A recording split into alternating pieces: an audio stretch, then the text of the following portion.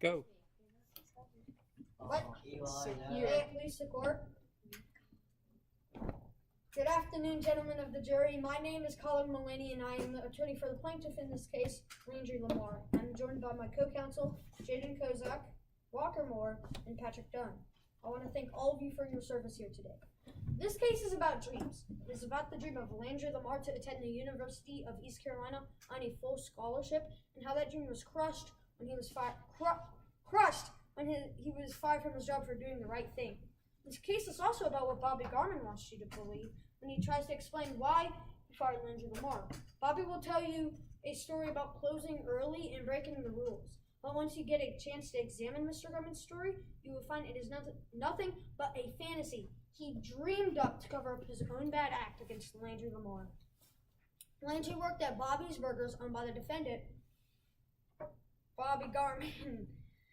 Landry was fired from Bobby's Burgers after reporting that another employee was stealing money. And under our laws, a person cannot be fired for reporting misconduct he or she witnesses on the job.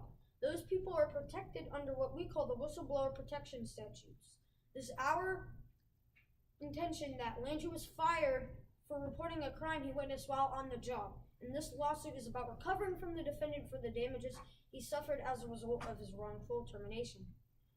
Plaintiff will show through evidence and testimony that Landry witnessed a fellow employee, Sloan Spencer, stealing money out of a donation jar designated for Glendale High School Sports Club.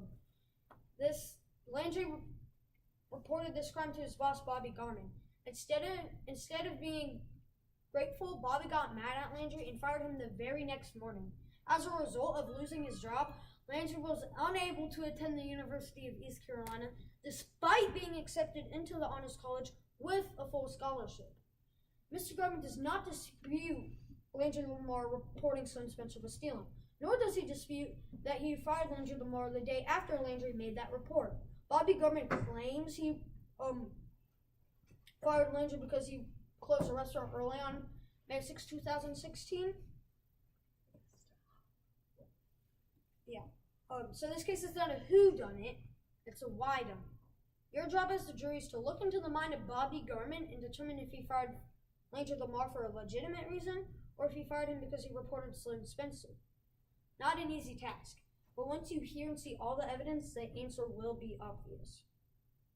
Landry Lamar will tell you that he did what he thought was right in reporting Sloan Spencer and got called a troublemaker by Bobby Garman for his efforts. Landry Lamar will tell you that there was no sportsmanship summit scheduled for that night on the weekly calendar either.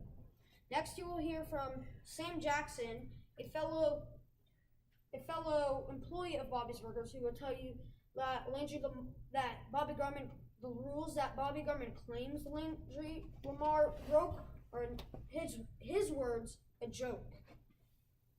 Bobby Garman never enforced the rules, especially not against Sloan Spencer. Sam Jackson will also testify that she closed the restaurant early with Sloan Spencer, and neither one of them were fired for this terrible offense. Finally, you will hear from Frankie Fields, a fellow student who was present on the night of May 6, 2016, who will confirm that Bobby Garman did indeed call Landry Lamar a troublemaker, and will tell you that there was indeed no sportsmanship summit scheduled on the weekly calendar for the night of May 6, 2016. What will the defendants say? It is rather simple. Defendants will claim that Landry Lamar closed the restaurant early on a night when a sportsmanship summit was scheduled. But this fantasy dreamed up by Bobby Garman cannot withstand scrutiny. The defense witnesses' stories will not make sense because they are simply untrue.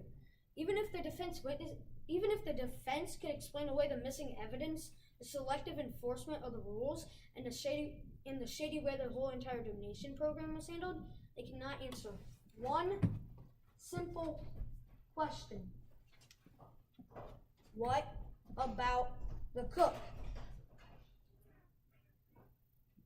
After all evidence and testimony is presented today, we will ask you to enter a verdict in favor of plaintiff. The judge will instruct you that you are to find in favor of the party which is supported by the greater weight or preponderance of the evidence that is presented today. All you must do is meet your responsibilities as a juror, use your common sense, and you will reach this unavoidable conclusion. Thank you again. 4:52, but it's more I like thought- 5 because I started about 6. Yeah, I mean, we had a couple of bumps with all the electronics going on. Zachary, Patrick. defendant's closing statement. Yes, someone was. Not closing statement, opening statement. You want me to time it? Yeah, you do. Why do you kick me out of the Hey, let's get through this and then we'll talk. Do you want me to speak loudly? Walker, I'll Yes. push you back. Project? So a bit like this. Yes. Okay. Project to be heard. Pronunciate. Okay, let's go. Rules. A simple 5-minute work. Think about a typical day. Talk to us, we're the jury.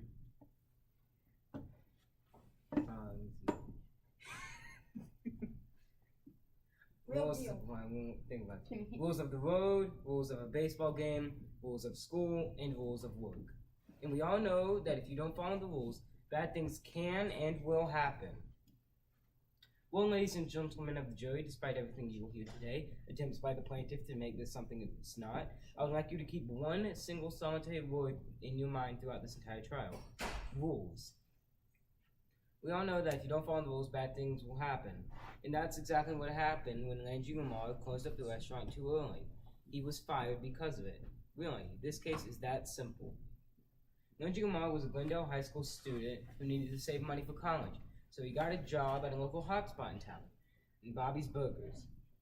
BB's is open Tuesday through Saturday, 10 a.m. to 8 p.m.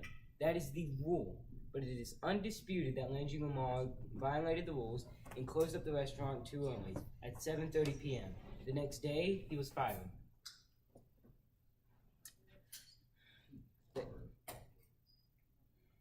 I messed something up in my head. That is the only reason why Landry was fired. That's a perfectly acceptable reason as to why Landry was fired. And that is the only reason why Landry was fired. Thank you. Now, there's nothing more to the termination of Landry Lamar than that. But because there have been terrible and horrible accusations against my client, Bobby Garman, it is my job to address these inaccurate accusations of unlawful retaliation. The prosecution, the plaintiff, will paint this picture for you of the evidence. They want you to believe that Bobby Garman fired Landry Lamar because he reported Slim Spencer allegedly stealing from the donation jar, and that Bobby was in on the theft. But you'll notice that the painting is missing some very important colors. Colors that will change the picture dramatically. The defense will call 3 witnesses. Each witness will add a color to the incomplete picture painted by the plaintiff. First, you will hear from Sloan Spencer. Sloan Spencer will give a very logical and reasonable explanation as to why he was taking money from the charitable donation jar and putting it in the restaurant's cash register. Next, you will hear from Chris Hale. Why he was putting it in the restaurant's cash register.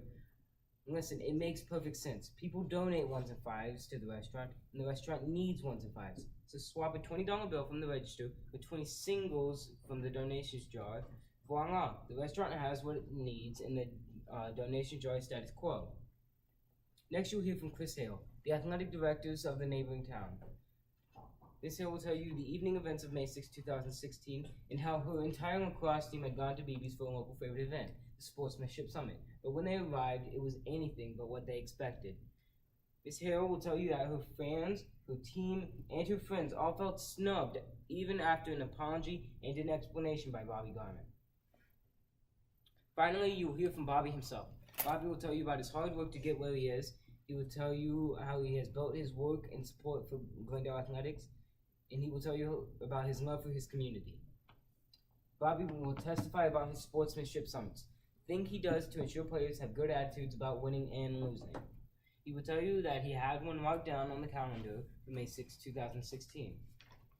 Next, Bobby will tell you about Sloan Spencer, how Sloan Spencer has put in more effort at BB's than any other employee, and that Landry Lamar misperceived what was happening on May 5th, 2016. Finally, Bobby will tell you the rules that apply to all of the employees at his restaurant. He will tell you how Landry Lamar broke those rules, and he will tell you that Landry Lamar was fired because he broke those rules. So now that you have all the complete colors of the painted picture, it is your job as the people of the jury to determine whether Bobby Garman is guilty of breaking the whistleblower policy. And we believe that now that the full picture can be seen, you'll find Bobby not guilty. You don't find him not guilty. Um, Rule in favor of defendant. Rule in favor of defendant. How is it?